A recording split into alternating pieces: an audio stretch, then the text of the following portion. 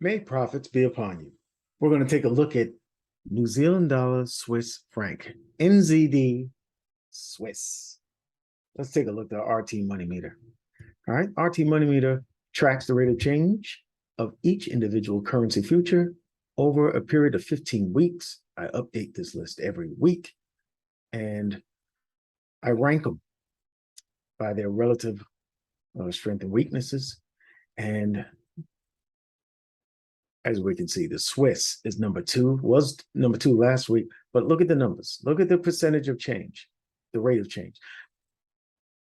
Minus 148 last week. This week, minus 354. It is trending down, isn't it? But it's number two, one of the strongest of all the 8 currencies. Down at the bottom is NZD. Last week it was at 1088, minus 1088, and this week is at minus 1105. Very weak and getting weaker, right? The deal is you can pair these two up, even with the Swiss moving down a little bit, you get getting a little weaker, because relative to the New Zealand dollar, it is strong and it will outperform the weaker New Zealand dollar. That's the basis of this pairing. Okay. And I want to start you from the monthly. On the monthly, take a look. All right. You see it's very bearish structure, right? And I want you to notice this low. This is a major breakout level from 2009. 2009. You see how price came to this strong support historically, and it's held, rejected price each time. However, during the COVID crisis, at the height of it, this was March 2020, that low was taken. That low was taken, and we did see a bounce back, a bounce back up to the top side, but didn't last. Here we are again. We're getting ready to fill in. We're on our way to filling in this wick. All right. There's a lot of demand in here, but so far it's not rejecting price. Price is eating into it. Now, this is how the month September closed, right? Very, very bearishly, hardly any wick at the bottom. All right. And this is how the new month has started in October. It went up. All right. This candle was all blue. And then we started on our way down. The sellers came back in and look like they're trying to win this fight. Let's look on the weekly. On the weekly, you can see the same kind of candle, right? The week ended this way. Towards the middle, from the beginning to the middle, everything was good. We took the high of the previous weekly candle, right? And then towards the end of the week, everything started getting bad again. All right. And the sellers came in. We are sitting in demand. All right. We are sitting in demand, the wick demand of this COVID candle over there. All right. And that is our daily zone here, which price is finding its way into. Notice that we don't have a bottom wick. All right. What tends to happen is price will, when the candle starts to form, it'll do this. This is the first, the beginning, the first quarter of this candle's existence, right? It opens up and everything's good. And then, a little while into it, you'll start to see that the candle flips to a bearish candle.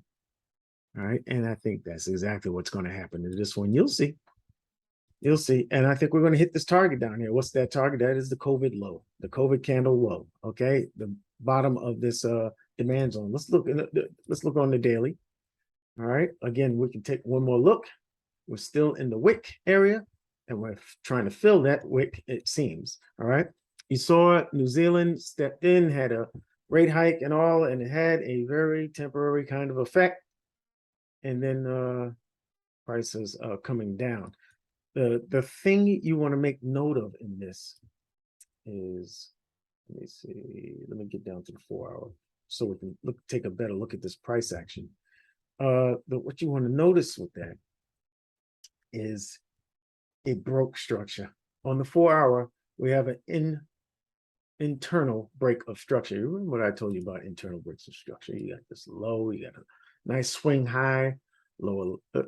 We got a lower low here, another swing back up, right? Swing down, up, down. This is a lower high, all right? It broke that low, and then we broke that lower high to the upside.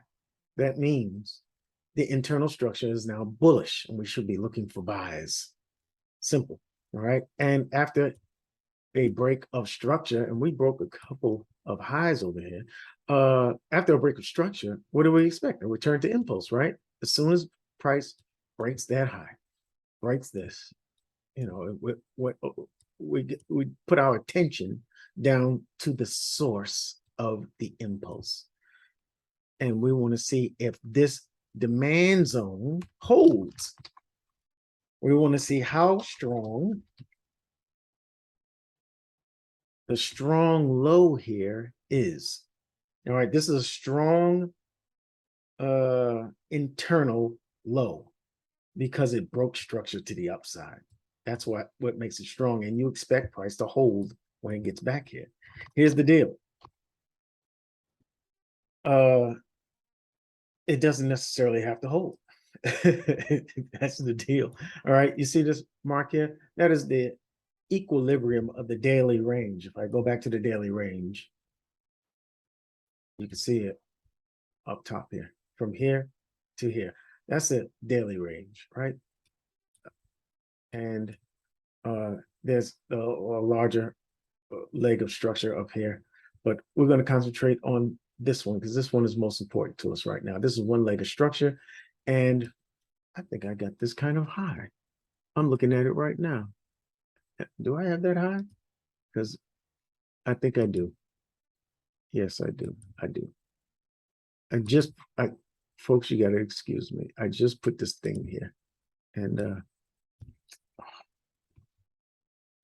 I'll make the correction right now. There you go.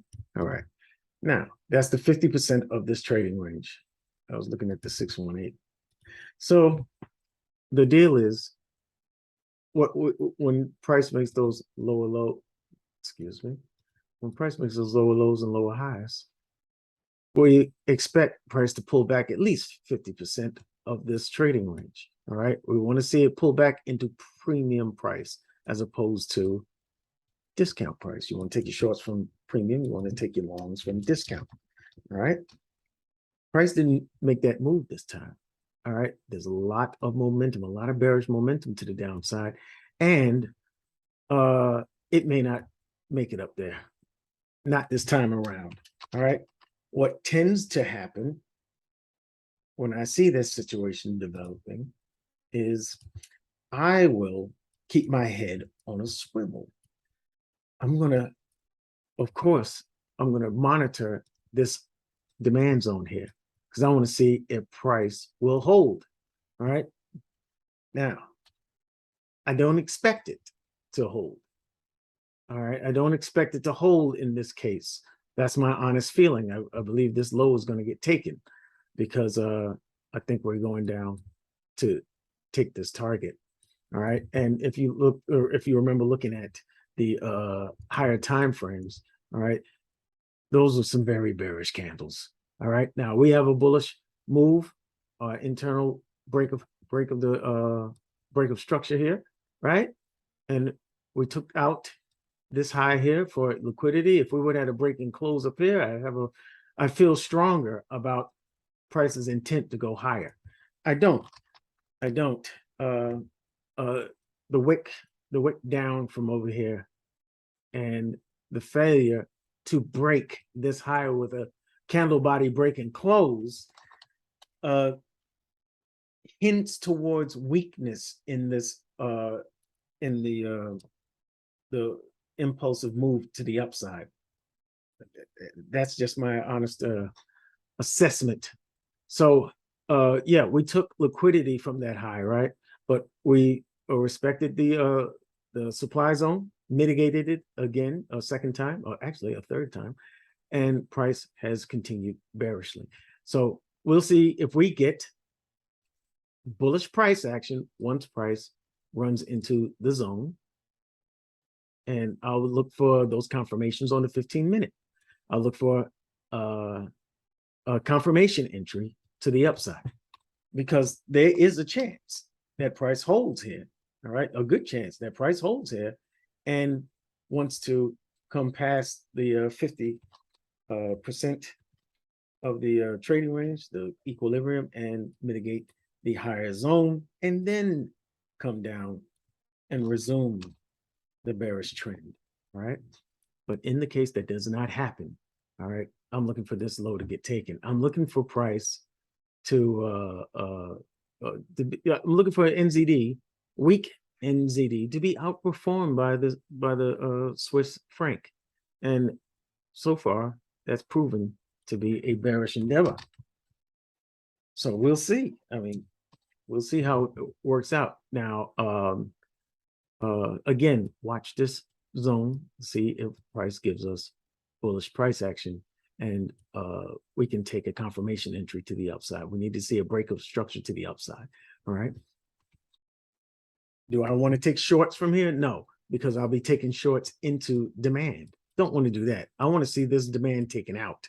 All right. I want to see price react, pull back up, maybe to the top of this zone, because this is an unmitigated area. It's there's imbalance. There's a fresh supply up there.